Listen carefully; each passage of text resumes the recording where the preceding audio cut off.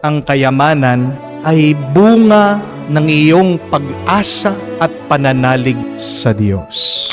Money is a blessing, but how will God bless you? You become faithful to God. You do His will.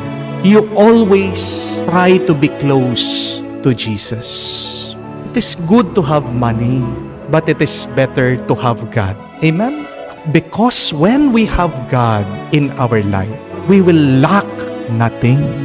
And we will have the power, most especially, to do the most good in this life. How to have power? Paano magkaroon ng lakas, ng kapangyarihan? We can only have power and authority if God calls us. Di po ba nakakapangilabot yung kapangyarihan na binibigay ng Diyos sa atin?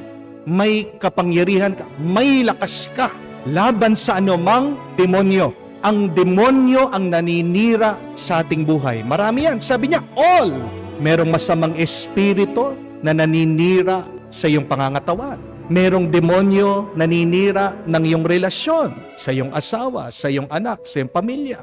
Merong demonyo na sumusot-sot sa iyo, kaya nga nag-iiba ang iyong ugali, nagiging negatibong iyong pag-iisip.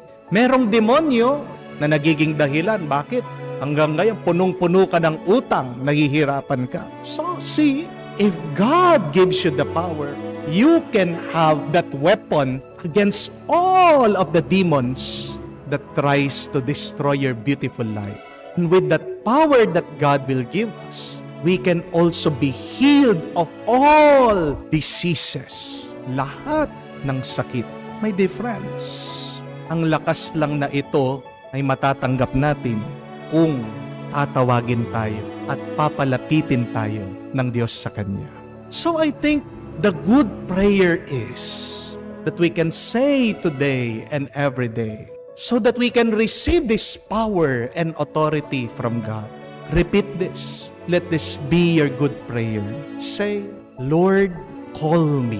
Lord, choose me. Lord, summon me. Sabihin mo, Panginoon, piliin mo ako. Panginoon, tawagin mo ako. Panginoon, palapitin mo ako sa iyo. Utos mo at magkakaroon ako ng lakas at kapangyarihan.